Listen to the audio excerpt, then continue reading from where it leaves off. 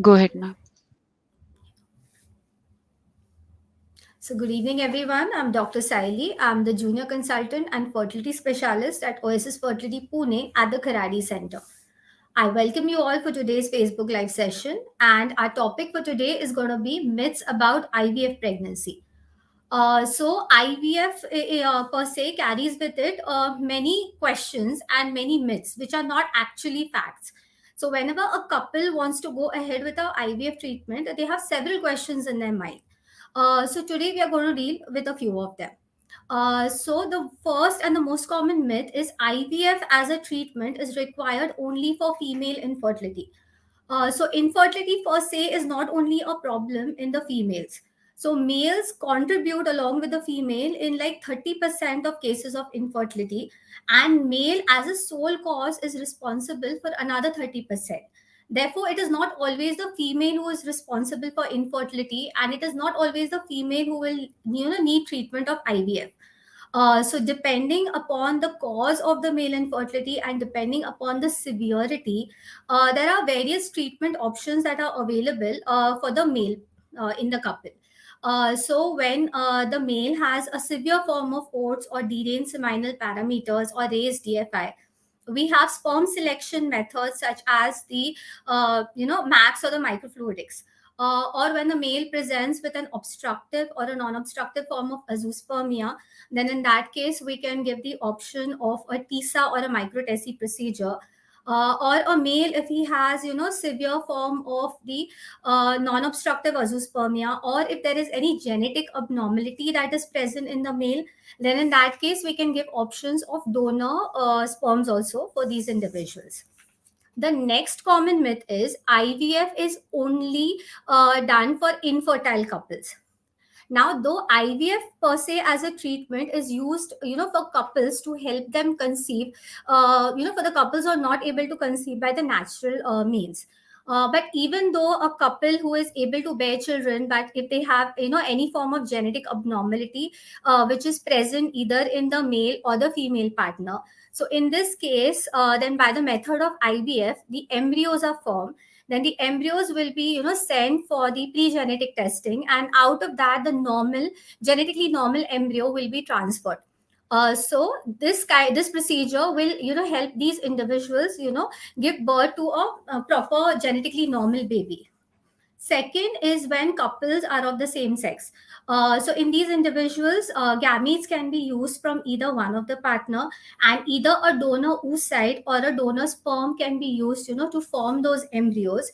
And if both the partners are, males, then in those cases, surrogacy can be used as, to help them parent a child. The next common myth is IVF can be done at any age, or IVF works only for young couples. So definitely, when you compare between a young couple and and an old couple, then in that case, the chances of getting success through IVF conception is better in a younger couple. That's because as the female ages, the ovarian reserve is going to decline. Second is that the uterus may not be strong enough to carry the baby till term. And in IVF conception in older individuals, they carry higher risk of PIH, they carry higher risk of preterm, IUGR, small for gestational age babies. And there is also an increased risk of genetic abnormality if a couple is of an advanced age. So definitely IVF does improve the success chances if the age of the couple is younger. But because of the advanced ART techniques that are available, IVF can be a suitable option even in individuals of an advanced maternal age. Then the next myth that is there is IVF requires long-term hospital, admissions.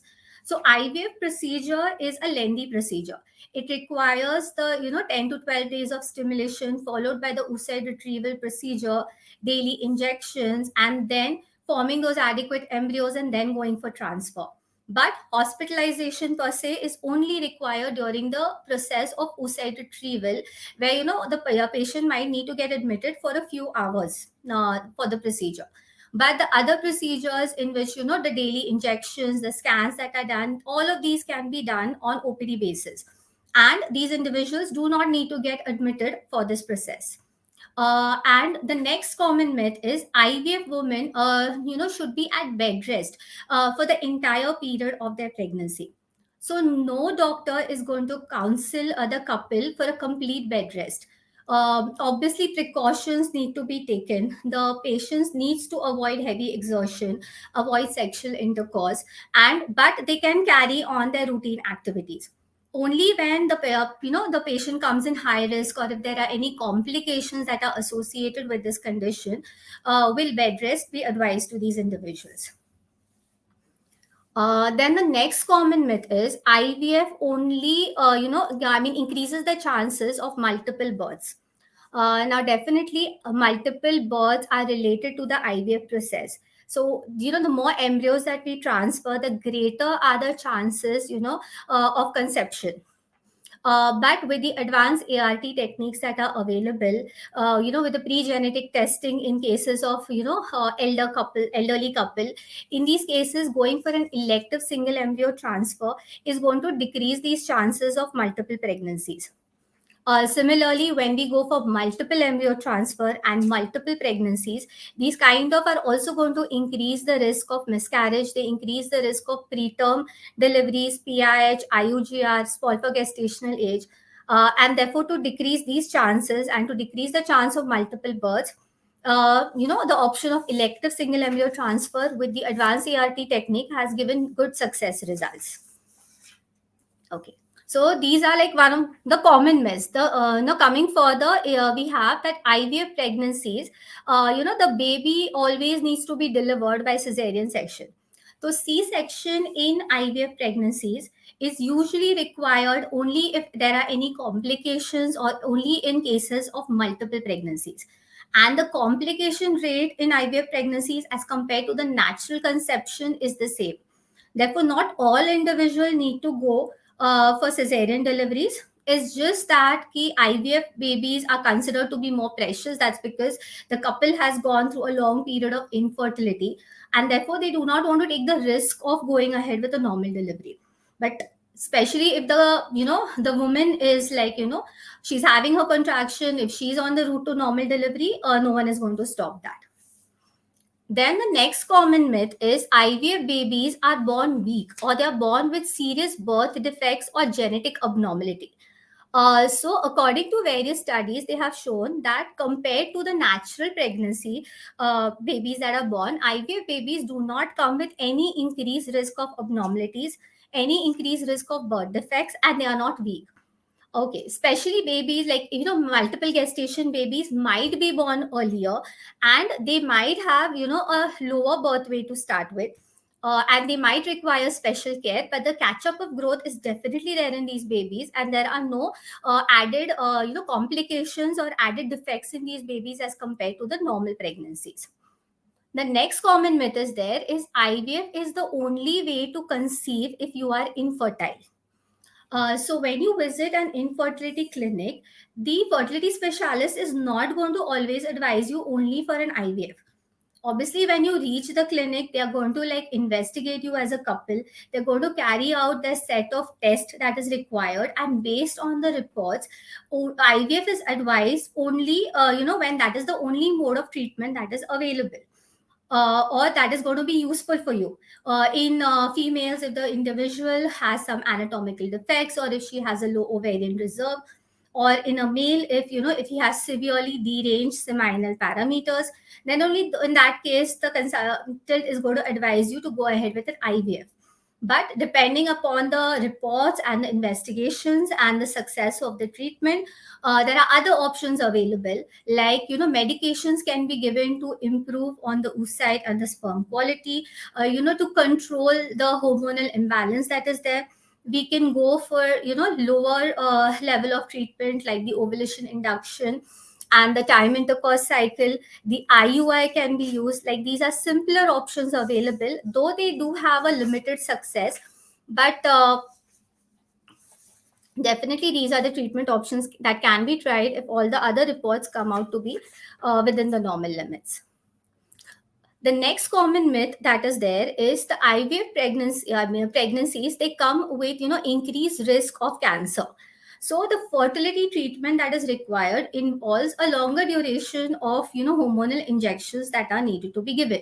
So according to many of the couples, they feel that IVF injections that are given might lead to cancer.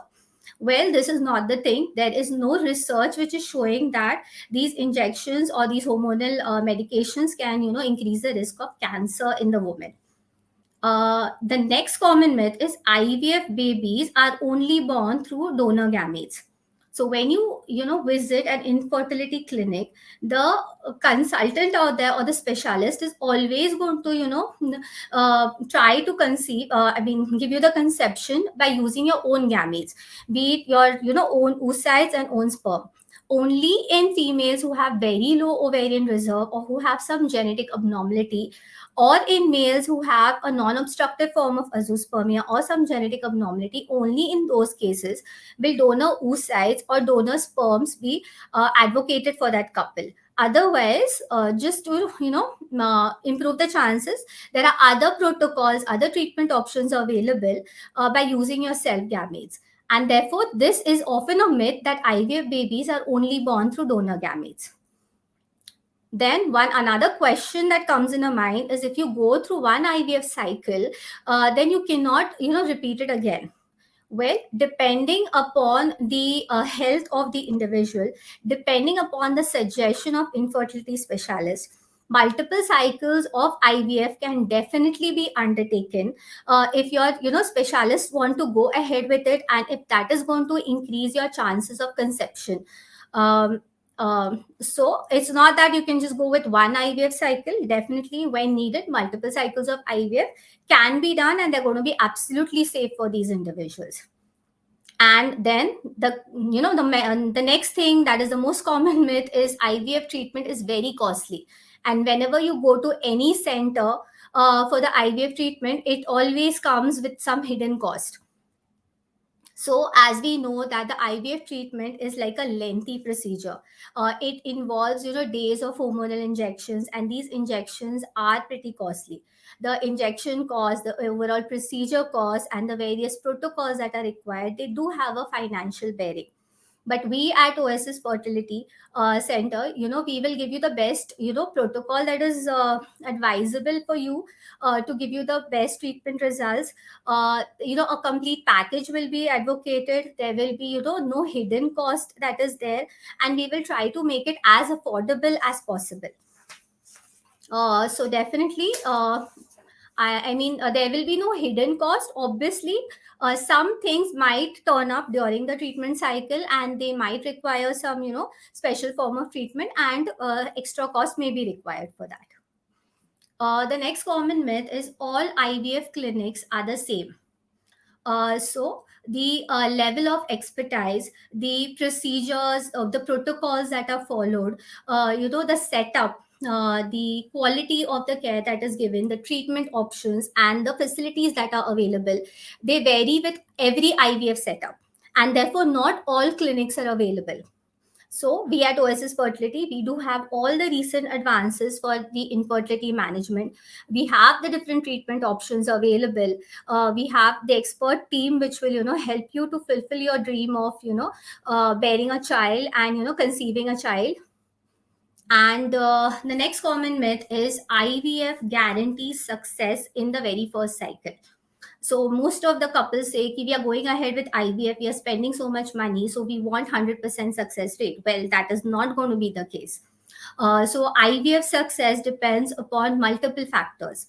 So the success depends upon the age of the couple per se, mainly the age of the female partner.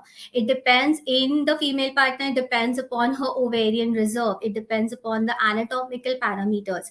It depends on whether there are any immunological factors, whether she has ever conceived in her life.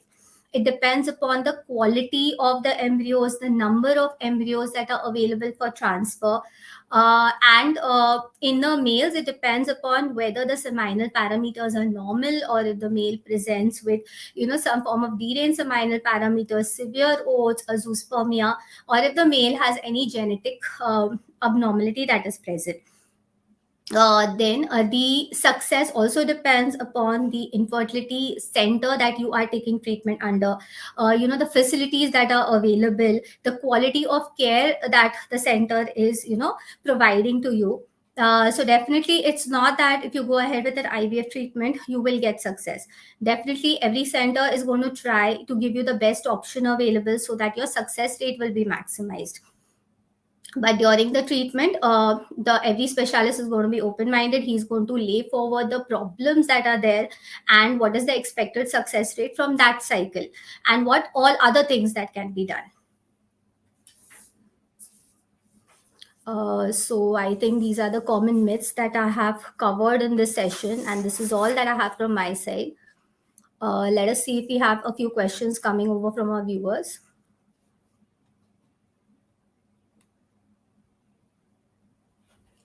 Okay. So the question is pregnancy from IVF high risk? So not every pregnancy that is conceived through IVF is high risk. Definitely, when you have taken IVF treatment and you have conceived, we will definitely give you that care and support for the initial period of at least 3 months. High risk factors can be, depending upon the individual. It can be if the individual is of an advanced age, if she's carrying multiple pregnancy, or if she has, other high risk factors, then definitely care needs to be taken on that term. Routine screening and everything is done during the pregnancy, but not every pregnancy of IVF is going to be a high risk pregnancy. Okay. So the next question that is coming over is, what are the disadvantages of IVF baby? So per se, as we have dealt with, is there is no added disadvantage of babies conceiving through IVF. They have no increased risk of abnormalities, be it genetic abnormality, any structural or birth defect, or any developmental abnormality. So nothing is, majorly abnormal as you compare it with a natural conception. Especially, the risk of multiple pregnancy is little bit on the higher side compared to those of natural conception.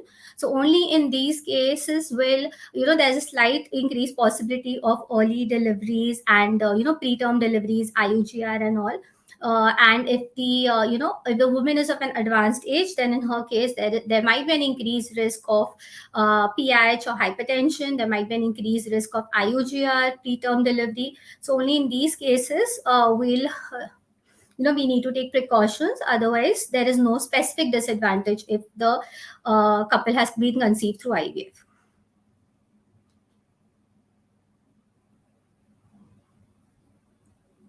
Okay. So the next common question that is there is, can IVF be tested for autism? So in the initial line of management, as we say, ki there is a slightly increased risk of autism in the babies that are conceived through IVF, but autistic disorders cannot be tested during the pregnancy, and obviously these tests can be done when the after the baby has been born.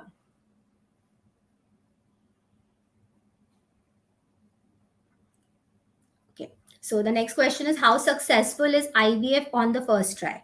So as we have already discussed in our session, that the success rate of IVF, it varies according to the varied factors. It depends upon the male female factor, the age, and a variety of things. So if we have two good blastocyst embryos that are available of a good grade, and we are going for transfer of two embryos, then the success rate will be around 60 to 70%. If they are day 3 embryos, then the success rate is around 40 to 50%. And if you have gone for a PGT analysis and then going for transfer, then the success rate is on the higher side, around 80 to 90% per cycle.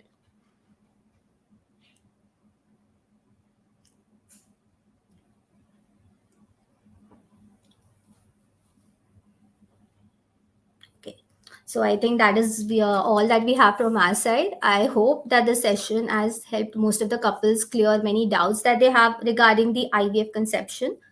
So in any help that is needed from our side, or if you want to meet us physically, you can reach us to any of our two centers, that is Oasis Fertility at Kaspate Vasti at Vakad, or Arisa Avenue at Kharadi.